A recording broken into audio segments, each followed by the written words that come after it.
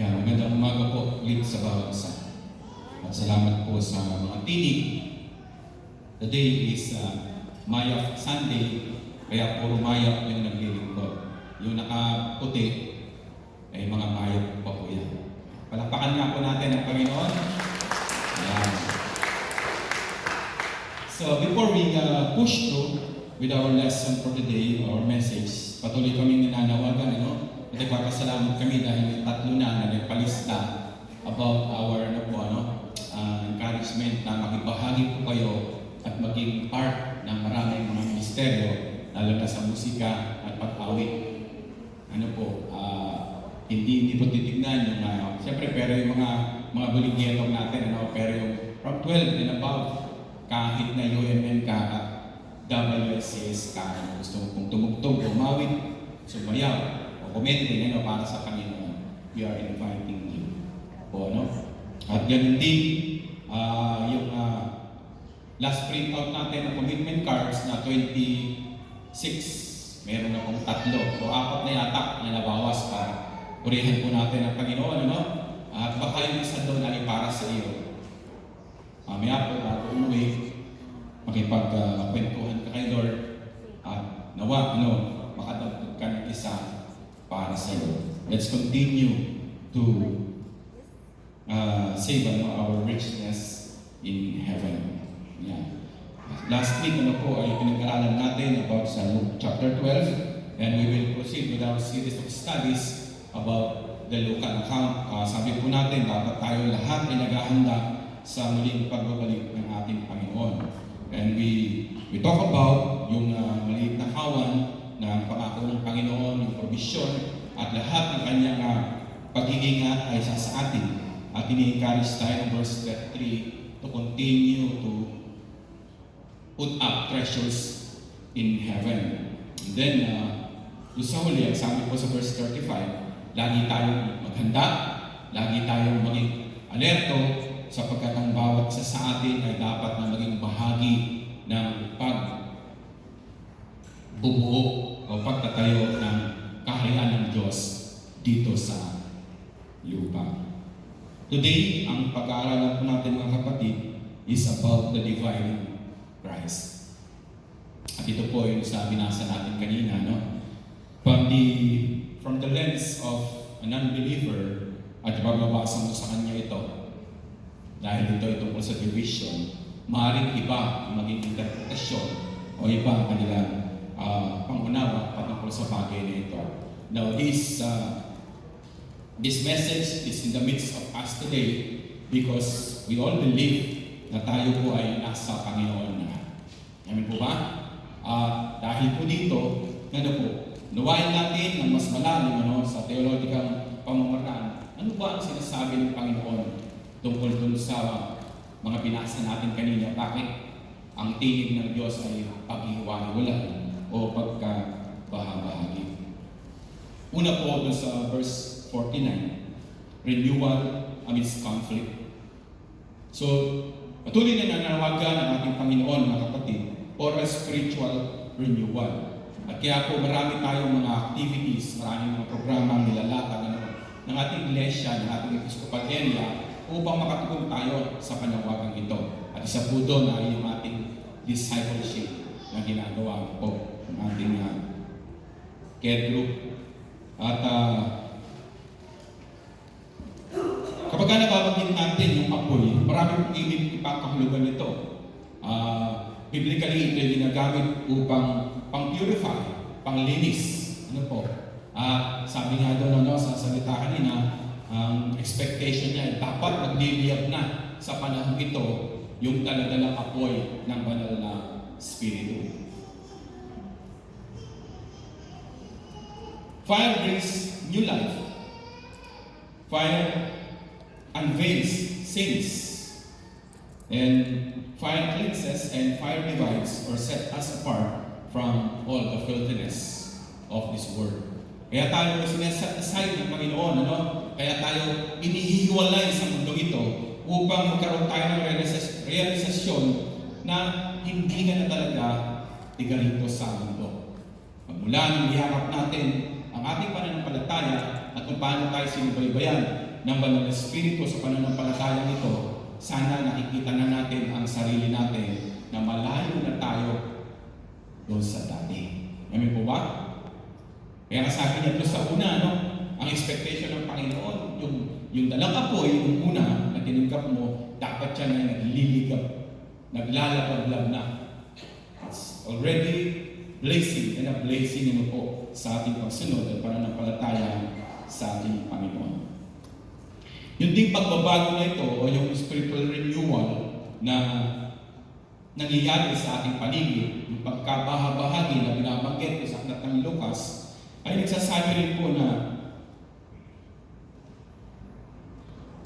miski ang isang bahayan ay maaaring ma-divide. Renewal or getting away from the norms causes conflict within families and communities. Sa pag-iwalay maaari din musbong ang isang tunay na pagbabago tungo sa bagay na mananatili magpakailanman. So do not be amazed, tayo malito kapag kami nangyayari sa paligid natin na mga divisions. The Holy Spirit tends to make it so.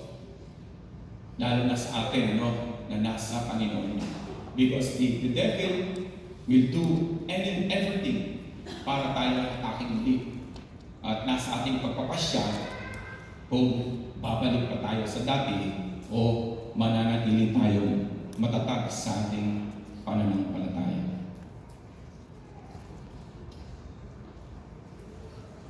It is a must to select Jesus over other allegiances for spiritual renewal.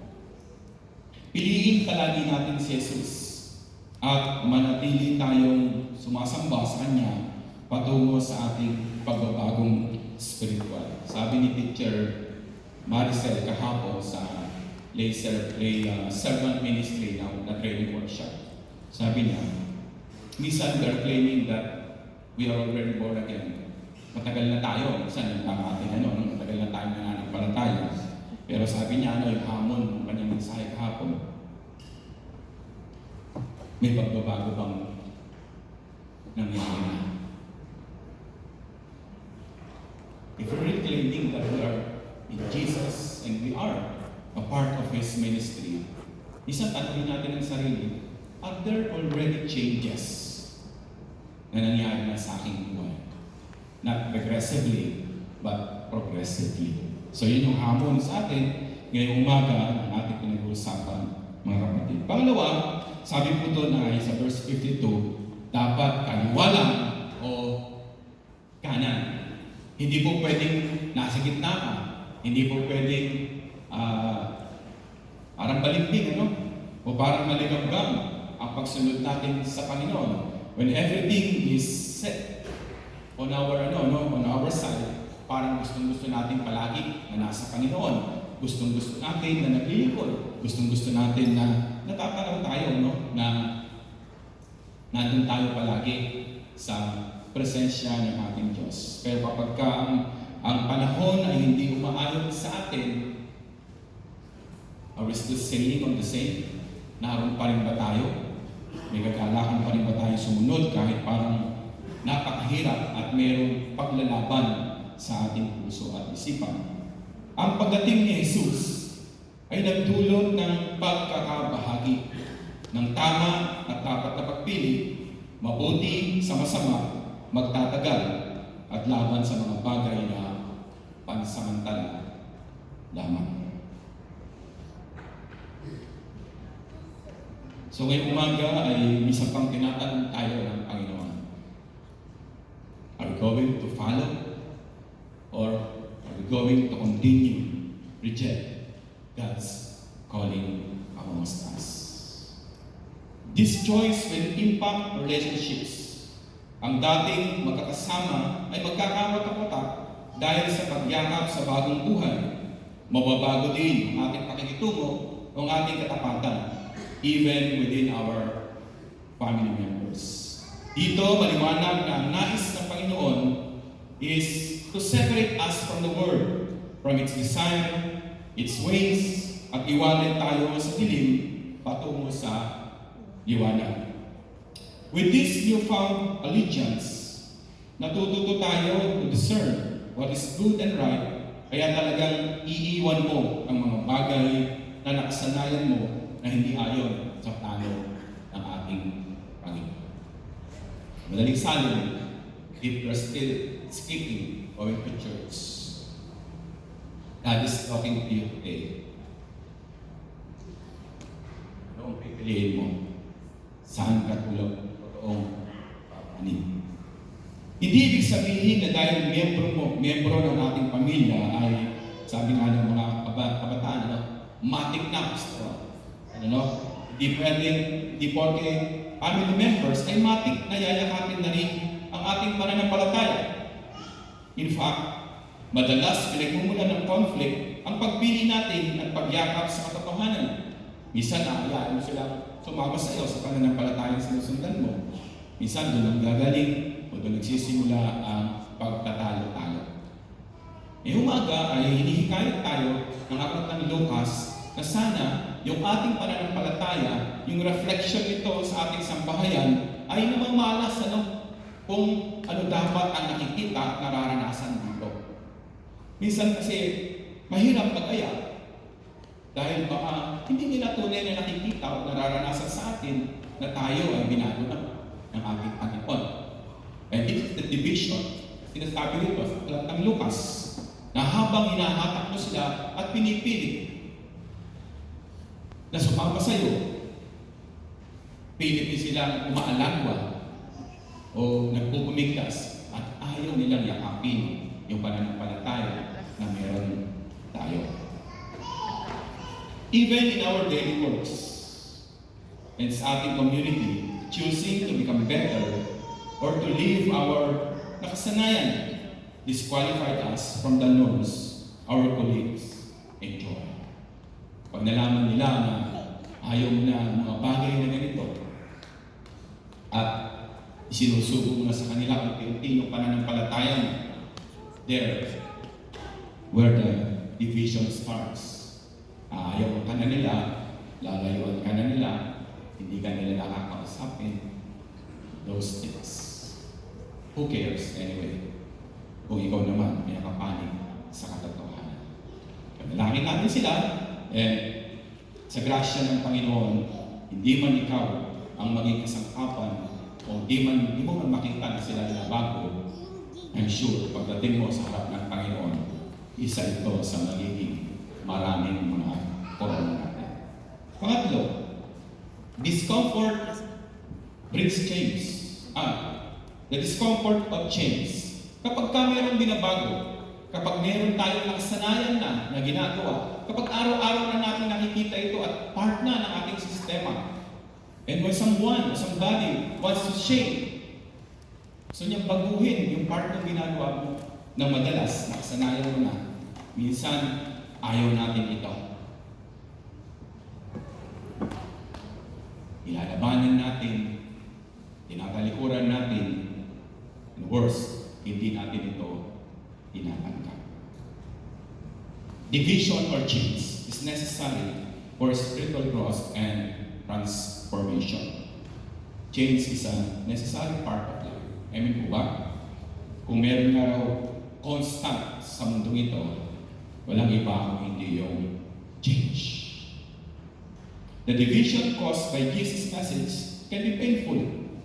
It can be difficult to some or to many, especially when it challenges established customs and allegiances. Matunog na matunog ang issue sa Senado at sa Kongreso about sa budget. At ngayon ay lumabas ang maraming mga sikreto na sa mahabang taon ini-enjoy ng marami sa kanila. Ngayon ay lumabas ang tunay. At marami ang ayaw tanggapin ang katotohanan nito. Tuwang-tuwa ako nung nakita ko si Magalong, nung nakita ko si Vico Soto at si Muslim yata ang pangalan ng isa. They joined force. They forged together and now they form what we call now Mayors for Good Governance. Nakakatuwa na makita na kahit gano'n ang normal na nangyayari sa ating gobyerno, mayroong mga tumatayo kung ano yung totoo at tama. Ngayon po ba? Hindi natin alam kung sila ay mananampalataya. But one clear thing about them is ginagala sila ng Panginoon upang lumabas ang katotohanan at makinabang ang marami sa ating bansa. Yung sinasabing division o change dito is necessary for spiritual growth. Dati, hindi naman tayo ganito. Dati, hindi naman tayo maalam. Dati, hindi natin binibigyang pansin ang patungkol sa araw ng linggo. We spend Sundays sa labas, namamasyal, naglalaba, yung iba nagkukwentuhan, yung iba toma-toma, marami pang bagay. Pero tignan niyo po kung paano yung spiritual growth ng bawat isa, yung transformation ng ating buhay, na dati maliit na iglesia, ngayon po ay lumalago at lumalaki. Palakpakan po natin ang ating Panginoon. At kapag pinag-uusapan ang changes, ang pagbabago, ang pagbabahabahagi, marami ang hindi ito maunawaan. Mapalad tayo. Dahil bago dumating sa ating harapan ang mga bagay na ito, matagal na tayong nananampalataya, matagal na tayong nakikinabang sa mga pangako at tagbilin ng ating Diyos Ama sa langit.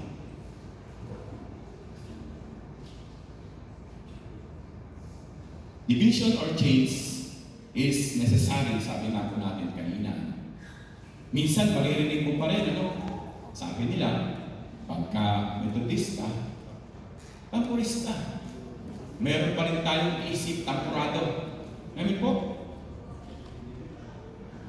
ganun pa rin ba tayo hanggang ngayon? We've been together for 5 years and so. Marami sa inyo nauna pa sa akin na nakakilala sa Panginoon.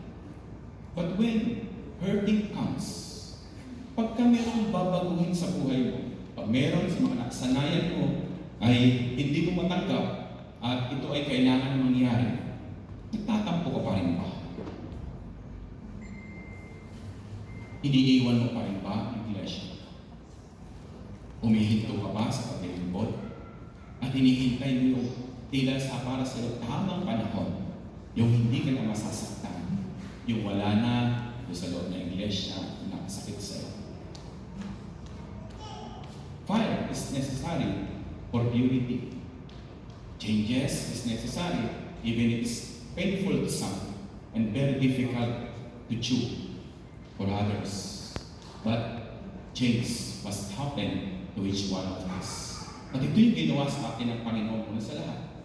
Binago ang iyong puso, binago ang iyong isipan, binago ang buhay mo, at ngayon nakakapalakpak ka sa Panginoon. Ngayon nakakapagtiyaga ka sa harapan ng ating Diyos. Ngayon, lahat ay tinatawag mo.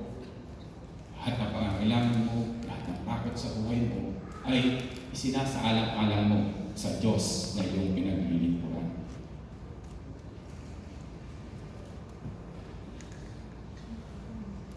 Ngayong umaga ay pinapipili tayo ng Panginoon. It's either you die today or choose changes. Sa isang ornithologist, yung bihasa sa buhay o life cycle ng isang agila. Pag umabot ng 30 years old ang isang agila, hindi na siya kasing gilas ng mga una na taon ng kanyang buhay. Yung kanyang malabay na pakpaking balahibo sa katawan ay tumanda na. Sabi nga doon sa aking binasa, nakadikit na yun sa kanyang katawan at hindi na siya bumubuka sa tuwing siya ay ipapawid. Ganon din yung mga kuko niya na dating matalas. Na isang ganon lang sa kanyang pray o pwede na niya magras. And even his claw. Pag nakakita kayo ng agila na nakaganon mo yan, yung beak niya, matanda na siya. He already reached the age of 30. Now, sa kanyang buhay, pwede siyang mamili. Pwede siyang mamatay at the age of 30 or nasain niya yung rebirth. Yung mabago ulit, magkaroon siya ng bagong tuka, bagong balahibo at bagong claw o talong sa Ingles. So kapag siya ay nag-decide na gusto niya pang mabuhay for another 30 years, lilipad siya ng mataas, hahanapin niya yung pinakamataas na bundok, mamamalagi siya doon ng 150 days. He will put himself in solitude. At doon, unti-unti niyang babasagin yung kanyang tuka. Itutuka niya ng malakas sa bato hanggang sa humiwalay ito sa kanyang bibig. And he will wait hanggang sa tumubo ulit yun. When it grows once more, ang susunod niyang sisirain sa kanyang katawan ay yung kanyang mga claw. Magpapalit din yun. It is very painful. Napakahirap doon, nasa part ng eagle. Dahil mawawala ang mga bagay niya sa kanya. Subalit dahil sa pagnanasan niya, magkaroon siya ng bagong buhay, ng pagbabago sa kanyang buhay. Gusto niya lumipad ulit ng matayo. Gusto niya ulit, dahil siya ay birds of prey, ay makasila ng mas marami pa ang kanyang pwedeng kainin. At kapag ka nagre-grow na ang kanyang talons, ang susunod niyang tutukain hanggang mawala lahat ay yung kanyang balahibo. Magpapalit. And after those changes, makakalipad na muli yung aking and he will live for another 30 years. Nung tinanggap natin ang Panginoon, changes starts within us. Hindi tayo pinangakuan ng Panginoon ng 30 years more. Ang pangako niya sa iyo, buhay na walang hanggan. Amen po ba? Pero kailangan mong dumaan ng proseso. Kailangan mong embrace yung pagbabagong gustong gawin sa iyo ng banal na Espiritu.